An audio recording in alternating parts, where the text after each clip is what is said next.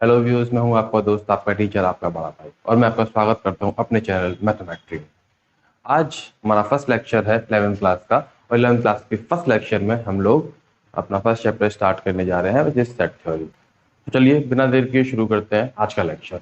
Set theory में सबसे important जो चीज़ है, जो समझने वाली है, वो है सेट थ्योरी की, सेट की definition. That what is set, है ना। समझने की कोशिश करते हैं। That is the well defined collection of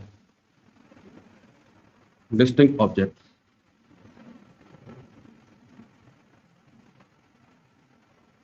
is called set. So this is the definition of set. The well-defined collection of distinct object is called set. तो आप collection से तो पहले से ही वाकिफ हैं, आप जानते हैं कि व्हाट इज द कलेक्शन। हम अलग अलग चीजों को इकट्ठा करके एक साथ में लगा दें, इसे हम कलेक्शन कहते हैं। अब जब कोई कलेक्शन वेल डिफाइन हो जाता है, this word is very important, well defined. जब कोई कलेक्शन वेल डिफाइंड हो जाता है तो उस कलेक्शन को हम कहते हैं सेट, है ना। And collection of distinct objects, object should be distinct, अलग अलग टाइप के हम ऑब्जेक्ट्स को लें, उसका कलेक्शन बनाए, और वो कलेक्शन जब वेल डिफाइंड होता है, that collection is called set. अब वेल डिफाइंडनेस का मतलब क्या है? वेल डिफाइंडनेस का मतलब ये है कि there is no ambiguity to a element, to a object belongs to a set or not belongs to a set। मतलब कोई भी एलिमेंट, जो कोई भी हम जो ऑब्जेक्ट लेने जा रहे हैं सेट में, वो उसमें आ रहे हैं या नहीं आ रहे हैं, ये बिल्कुल क्रिस्टल क्लियर होना चाहिए। ठीक, तो एक दो एग्जांपल लेके हम लोग समझते हैं कि क्या होता है सेट। जैसे कि मैंने एक एग्जांपल लिया, चम्मच, कटोरी, थाली, ग्लास। तो चम्मच, कटोरी, थाली, ग्लास, तो ये सारी चीजें खाना खाने के काम आते हैं। तो दिस इज कॉल्ड सेट। कि हमारे पास एक डेफिनेशन है कि कोई एलिमेंट आएगा और कौन एलिमेंट नहीं आएगा। जैसे कि इसी वाले सेट को मैं थोड़ा मॉडिफाई करता हूँ, चम्मच, कटोरी, थाली, ग्लास, मार्कर। तो जब मैंने इसमें मार्कर को जोड़ दिया तो there is something odd, there is no well defined कि ये सारी चार चीजें तो खाने वाली थी, बट चौथी चीज खाने वाली नहीं है। तो चलिए एक और एग्जांपल लेकर के इस बात को समझने की कोशिश करते हैं। विराट कोहली, सचिन तेंदुलकर, धोनी, युवराज एंड ऋतिक रोशन। तो क्या हुआ, हम लोगों ने चार नाम लिए क्रिकेटर्स के, बट हमने पांचवा नाम लिया एक एक्टर का। ठीक है, तो अब फिर सेट डिस्टर्ब हो गया। सेट का मतलब क्या है कि जो भी सेट में एलिमेंट्स हैं, जितने भी सेट में एलिमेंट्स हैं, उनकी एक डेफिनेशन होनी चाहिए और एक क्रिस्टल क्लियर होना चाहिए कि कौन आएगा और कौन नहीं आएगा। अभी मैंने सेट की डेफिनेशन बोली, अगर मैं एक डेफिनेशन बोलूं और सेट बनाना चाहूं तो समझते हैं वो कैसे होगा। तो definition is the best 10 cricketers of Indian team, best 10 cricketers. तो क्या आपके पास ये चॉइस है कि आप विराट कोहली को लेंगे या नहीं लेंगे? मेरी नजर में तो विराट बेस्ट नहीं है, सबकी नजर में बेस्ट है वो, बट सपोज करो कि मेरी नजर में बेस्ट नहीं है, वो बेस्ट है बट मेरी नजर में नहीं है। तो अगर यहाँ ना एम्बिग्यूटी है, यहाँ कंफ्यूजन है कि कौन एलिमेंट आएगा कौन एलिमेंट नहीं आएगा। अब युवराज आएगा या नहीं आएगा। अब किसी ने कहा नहीं नहीं भैया, हम तो प्रेजेंट क्रिकेटर्स की बात कर रहे थे, युवराज तो प्रेजेंट क्रिकेटर है नहीं, है ना, हम तो प्रेजेंट क्रिकेटर्स की बात कर रहे थे। तो फिर वहां कंफ्यूजन। तो this is not a set. Best, better, good, जब ये वर्ड्स यूज होने लगे तो वहां हम लोग सेट नहीं बोलते। मैं उम्मीद करता हूं कि आप सेट को समझ गए। इन एग्जाम्पल से दो चार एग्जाम्पल्स हम लोग कोशिश करते हैं कि हम लोग नंबर्स के एग्जाम्पल्स लें। जैसे कि मैंने एक एग्जाम्पल दिया, the set of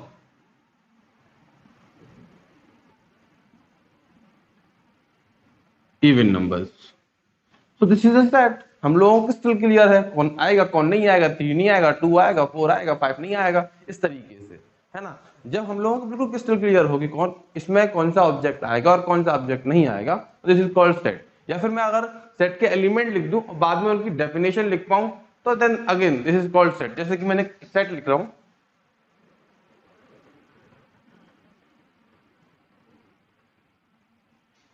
they are some numbers. तो यहाँ इन नंबर्स के बीच में आपको कुछ प्रॉपर्टी दिख रही है? Yes, there is a property. अगर आपको नहीं दिख रही तो मैं दिखाता हूँ आपको।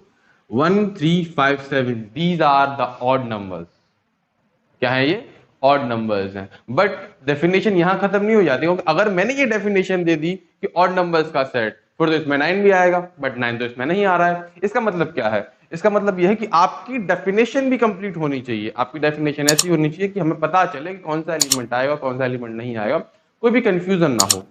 ठीक है, तो अब हम इस डेफिनेशन को थोड़ा सा इंप्रूव करेंगे, हम अपनी वेल डिफाइंडनेस को थोड़ा सा इंप्रूव करेंगे। So what is our definition?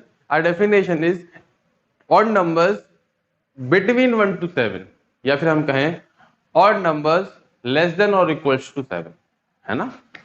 Odd numbers less than और इक्वल्स टू 7, ऐसे ऑड नंबर्स जो 7 से छोटे हैं या 7 के बराबर है। तो आई होप सो आपको सेट समझ में आया। अब हम लोग बात करते हैं अगले टॉपिक की। अगला टॉपिक है नोटेशन ऑफ सेट, कि हम सेट को कैसे डिनोट करते हैं। चलिए समझते हैं।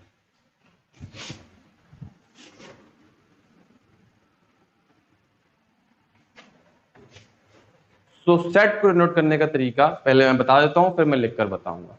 किसी भी सेट को, पूरे के पूरे सेट को हम अंग्रेजी वर्णमाला के कैपिटल लेटर्स, मतलब हम इंग्लिश अल्फाबेट्स के कैपिटल लेटर से शो करते हैं। जो भी हमारा सेट है उसे कैपिटल लेटर से शो करते हैं, और जो सेट के एलिमेंट्स हैं उन्हें हम स्मॉल लेटर से शो करते हैं। Is it clear? चलिए एग्जाम्पल, जैसे कि मैंने अभी एक सेट लिखा था 1 3 5 7, so this is the set. अब एक सेट को हम लोग डिनोट करते हैं एक लेटर से, ए से, और सेट के एलिमेंट को हम डिनोट करते हैं स्मॉल ए से, है ना? तो हम लोग कहेंगे कि 1 इज बिलोंग्स टू ए। अब ये क्या बला है?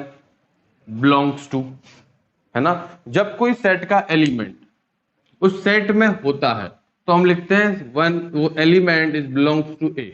और जब कोई सेट का एलिमेंट उस सेट में नहीं होता है तो हम लिखते हैं 2 doesn't belongs to A. Is it clear? This is the sign of doesn't belongs to and this is the sign of belongs to. मैं यहां लिख दे रहा हूं, ये है belongs to का साइन, इसे हम बोलते हैं belongs to, और इसे हम बोलते हैं doesn't belongs to.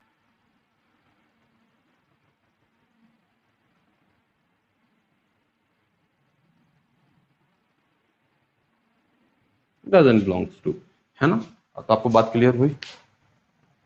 चलिए, तो जब कोई एलिमेंट किसी सेट में बिलोंग करता है तो हम लोग कहते हैं this element is belongs to this set and sign is this.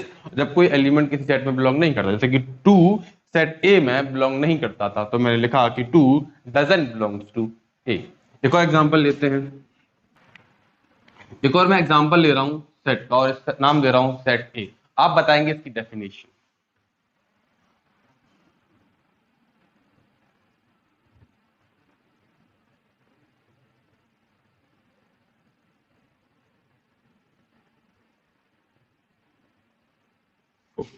This is set A, then what is the definition of set A? चलिए मैं बताता हूं। सेट ए या set of prime numbers, set A जो है वो prime numbers का set है। ठीक है, और देखो मैंने यहां पर लास्ट में लिखा है dot dot dot, that means कि सारे प्राइम नंबर्स। अगर मैं इसे खत्म कर देता तो 13 तक ही प्राइम नंबर होते। ठीक है, तो अब हम कैसे लिखेंगे? 2 ए, अगर फिल इन द ब्लैंक है तो 2 इज बिलोंग्स टू ए और not belongs to A, so it is belongs to A. ऐसे ही 3 dash a, so 3 is belongs to a or not belongs to a, then this is belongs to a. 4 dash a, then 4 is belongs to a or not belongs to a, so it is, doesn't belongs to a, sorry. So आगे हम ऐसी एक और example लेते हैं 10 doesn't belongs to a, 10 a में belong नहीं कर रहा। तो आई होप सो कि आपको ये दो साइन समझ में आए, बिलोंग्स टू और डजंट बिलोंग्स टू। ठीक है, आपको ये समझ में आया कि हम किसी भी सेट को कैपिटल ए मतलब कैपिटल अल्फाबेट, अंग्रेजी वर्णमाला के कैपिटल अल्फाबेट से डिनोट करते हैं। हम आगे बात करते हैं रिप्रेजेंटेशन ऑफ सेट, कि सेट को हम कैसे रिप्रेजेंट करते हैं। तो सेट को रिप्रेजेंट करने के हमारे पास दो तरीके हैं। पहला तरीका है हमारे पास रोस्टर फॉर्म,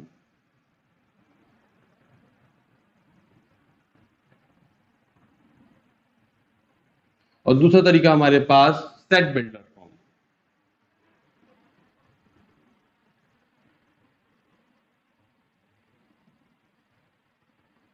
ठीक है। रोस्टर फॉर्म को हम लोग टेबुलर फॉर्म भी कहते हैं और सेट बिल्डर फॉर्म को हम लोग प्रॉपर्टी फॉर्म भी कहते हैं।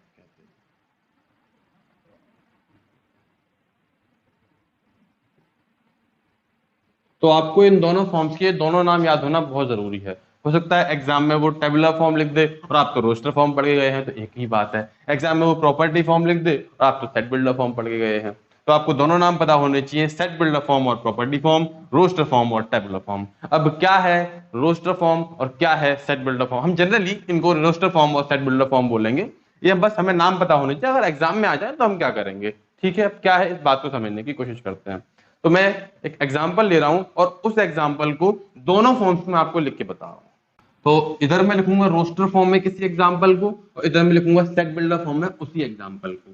तो रोस्टर फॉर्म में क्या है कि जो भी सेट के एलिमेंट्स हैं उन सेट के एलिमेंट्स को हम लोग मजले को हम लोग करली ब्रैकेट में कॉमा लगा करके लिख दें, और this is called roster form. जैसे कि मैंने अभी अभी कुछ एग्जांपल्स लिखे थे, वो सारे मैंने रोस्टर फॉर्म में लिखे थे।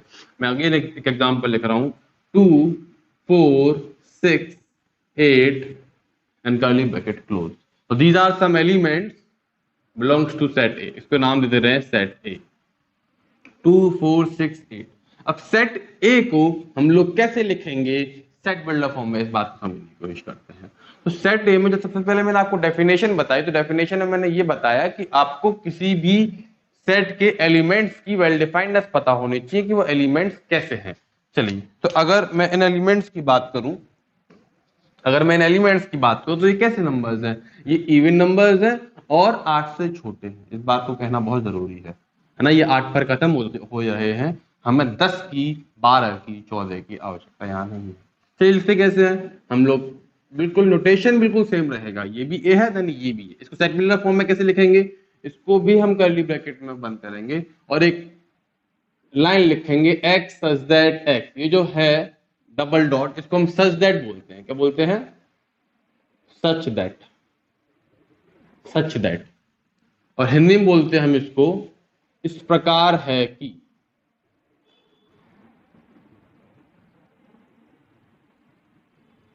है ना, हम लोग x किसे मानते हैं, हम लोग x सेट के एलिमेंट को मानते हैं और सेट हम लोग सेट की डेफिनेशन नहीं दे रहे होते, हम लोग सेट की एलिमेंट की डेफिनेशन दे रहे होते हैं। तो सेट का एक एलिमेंट है x और x की डेफिनेशन क्या है, x is a even number less than 8। तो x इस प्रकार है कि x is an even number and x is less than और इक्वल्स टू 8 और खत्म। मैं ये साफ कर दे रहा हूं, क्या आपको समझ में आया। ठीक है, इसी को हम ऐसे भी लिख सकते हैं और x such that x is equals to 2n। हमने 2n करके देख दिया क्योंकि हर एक इवन नंबर 2n टाइप का होता है, इंटीजर्स का 2 टाइम्स। तो हम लोग यहां कहना पड़ेगा हम लोगों को and n belongs to integers, n जो है वो इंटीजर्स से बिलोंग करता है। n हम नोटेशन है इंटीजर्स के लिए, n belongs to integers and हमें बताना पड़ेगा लिमिट, लिमिट कहां तक है, 8 तक है। हमें कहना पड़ेगा कि x इज लेस देन 9, ये भी चलेगा, x इज लेस देन और इक्वल टू 8 भी चलेगा, x लेस देन 9 भी चलेगा, क्योंकि 9 से छोटा 8 ही है। ये बात क्लियर है। चलिए, तो मैं ये सेकंड वाला इरेज कर दे रहा हूं, बस हम कुछ एग्जांपल्स लेंगे मेन। चलिए, मैं एक और एग्जांपल ले रहा हूं और बात को समझने की कोशिश करते हैं। सेट बी ले रहा हूं, सेट बी में मैंने लिखा 1 1 4 9 16 25, या फिर मैं 25 के आगे डॉट डॉट डॉट लगा दूं तो क्या होगा, उस बात को भी समझने की। जो हमेशा डॉट डॉट डॉट 3 होते हैं, याद रखिए, ये शोज करते हैं एंड सो ऑन, ये 3 वर्ड्स को शो करते हैं 3 डॉट्स।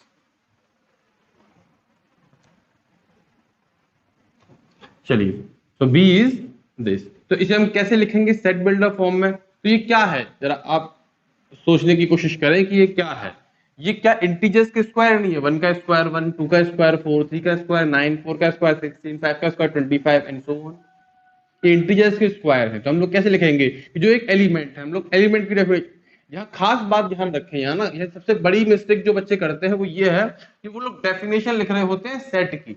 हमें सेट की डेफिनेशन नहीं लिखनी, हमें एलिमेंट की डेफिनेशन लिखनी है। तो एलिमेंट की डेफिनेशन कैसे लिखेंगे भैया, एक्स कोई एलिमेंट है और वो इस प्रकार है कि एक्स ये है, एक्स क्या है, X is equal to N square where N is belongs to integer. आप इंटीजर से दिखाते हैं, इंटीजर से जो भी संबंध है नंबर्स का आप हमेशा उससे दिखाते हैं, ठीक है। तो एन एक्स क्या है, एन स्क्वायर है, एन क्या है इंटीजर, तो एन की जगह पे एक रखो तो एक का स्क्वायर एक आएगा, एन की जगह पे दो रखो दो का स्क्वायर चार आएगा, एन की जगह पे थ्री रखो थ्री का स्क्वायर नाइन आएगा, फोर रखो फोर का स्क्वायर 16, फाइव रखो फाइव का स्क्वायर 25 एंड सो ऑन। अच्छा, अब यहाँ पे हमें लिमिट लगाने की जरूरत नहीं है कि ये जो x है वो इससे छोटा है, क्यों, डॉट डॉट डॉट एक्स तो बढ़ता जा रहा है इंफिनिटी तक है, तो बस दैट्स ऑल। अगर ये यहीं तक होता 25 तक होता हम लोग लिखते कि x इज लेस देन और इक्वल्स टू 25। तो आई होप सो आपको समझ में आया। चलिए मैं एक और एग्जांपल C लिख रहा हूं, दिस इज 2, ओनली 2। तो 2 के बारे में कोई भी डेफिनेशन, अगर 2 की डेफिनेशन देना चाहें तो आप कोई भी डेफिनेशन दे सकते हैं, बट जो सब सटीक डेफिनेशन है 2 की वो है the even prime number. Prime number बहुत सारे होते हैं, 2 से स्टार्ट होते हैं, 2 3 5। अभी हमने प्राइम नंबर का एक सेट भी लिखा था। फिर जो छोटा प्राइम नंबर था, फिर जो इवन प्राइम नंबर था वो था 2। तो हम लोग कह सकते हैं स्मॉलेस्ट प्राइम नंबर और इवन प्राइम नंबर। तो जो इवन प्राइम नंबर है वो डेफिनेशन थोड़ी सी तगड़ी है, तो वो लिखेंगे कि x such that x is an even prime number. इस टाइप के सेट्स को हम लोग कुछ नाम देते हैं, सिंगलटन सेट्स। हम लोग आगे इस चीज को पढ़ेंगे, बट अभी हम लोग रोस्टर फॉर्म और सेट बिल्डर फॉर्म को कंटिन्यू कर रहे हैं। एक और एग्जांपल लेके बात को खत्म करते हैं। चलिए इस बार एक एग्जांपल हम लोग सेट बिल्डर फॉर्म में लेंगे और सेट बिल्डर फॉर्म को समझ करके उसे हम रोस्टर फॉर्म में लिखने की कोशिश करेंगे। तो लेते हैं एक एग्जांपल डी। क्या है कि x such that x is equals to 3n where n belongs to natural numbers। और यहां अगर मैं लिमिट लगा दूं कि x is less than or equals to 20, ठीक है। तो ये हमारा एक सेट है। कैसे लिखेंगे हम लोग सेट डी को, तो पहले हमारी डेफिनेशन दी हुई है, हम लोग इसके रोस्टर फॉर्म लिखने की कोशिश कर रहे हैं। एलिमेंट्स कैसे है, एलिमेंट्स 3n टाइप के हैं। 3n टाइप के मतलब n की जगह पे 1 2 3 रखते जाओ और एलिमेंट्स मिलते जाएंगे। n की जगह पे 1 रखेंगे तो क्या आएगा 3 आएगा, 2 रखेंगे तो क्या आएगा 6, 3 रखेंगे तो 3 3 9, 4 रखेंगे तो 4 3 12, 5 रखेंगे तो 5 3 15, और देन 6 रखेंगे 6 3 18, 7 रखेंगे तो 7 3 21, but x is less than 20, तो हमारा 21 ज्यादा जा रहा है तो हम लोग यहीं क्लोज कर देंगे। तो इस तरीके से अगर कोई सेट बिल्डर फॉर्म में कोई चीज लिखी हुई है तो उसे हम उस सेट को रोस्टर फॉर्म में भी लिख सकते हैं। तो I hope it is very clear, आपको समझ में आ गया कि रोस्टर फॉर्म क्या है और सेट बिल्डर फॉर्म क्या है।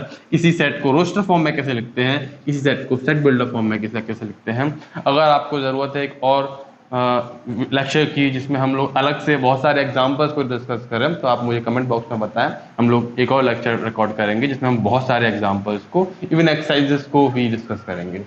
चलिए एक लास्ट चीज है सेट में समझने वाली, वो है ऑर्डर ऑफ सेट। क्या है ऑर्डर ऑफ सेट, उस चीज को समझते हैं। Order of set is nothing, it is just order of elements. क्या है कि जब भी हम कोई सेट लिखते हैं तो हम सेट के एलिमेंट्स को नहीं देखते। सेट के एलिमेंट्स लाइक अगर कोई सेट है set A, like a, b, c, और अगर मैं इसे ऐसे लिखूं b, c, a, या फिर मैं इसे ऐसे लिखूं c, a, b, या फिर मैं किसी और तरीके से लिखूं, इन 3 एलिमेंट्स को पलट पलट के लिखता रहूं, किसी भी अलग अलग ऑर्डर्स में लिखता रहूं, तो ये सारे सेट्स एक ही हैं, सारे सेट्स अलग अलग नहीं है। दैट मीन सेट में ऑर्डर मायने नहीं रखता। और एक चीज मैं पहले बता चुका हूं डेफिनेशन में, जो किसी बुक में नहीं है, जो मैंने लिखी है, कि set is a well defined collection of distinct objects. Set में जो ऑब्जेक्ट्स हैं वो डिस्टिंक्ट होते हैं, अलग अलग होते हैं। कोई किसी तरीके से अगर मैंने सेट बी को लिख दिया 2, 2, 2, 2 डॉट डॉट डॉट, और मुझसे कोई कहे कि सेट बी में कितने एलिमेंट हैं, तो सेट बी में एक एलिमेंट है, क्योंकि रिपीटेशन का कोई मतलब नहीं है। Set is a collection of distinct object, well defined collection of distinct object. ये डिस्टिंक्ट नहीं है, तो 2 एक ही एलिमेंट है सेट बी में। आगे की बहुत सारी बातें हैं जो सेट के बारे में हम लोग लेक्चर 2 में जानेंगे और एक्सरसाइज 2 को करने का प्रयास करेंगे, एक्सरसाइज 1 करने का प्रयास करेंगे। तो उसके लिए आप मुझे बताइए कमेंट बॉक्स में कि आपको एक्सरसाइज 1 चाहिए या नहीं चाहिए और एक्सरसाइज 2 में। और आपको मुझे, हाँ, एक बात और बहुत इंपॉर्टेंट है कि मेरा पढ़ाया हुआ आपको कैसा लगा। अगर कुछ कमियां हैं तो वो आप मुझे बताइए, अगर कुछ अच्छाइयां हैं जो मुझे कंटिन्यू करनी चाहिए वो आप मुझे बताइए। ओके, आज के लिए मैं विदा चाहता हूँ। आपका दोस्त, आपका टीचर, आपका बड़ा भाई माता शुक्रिया।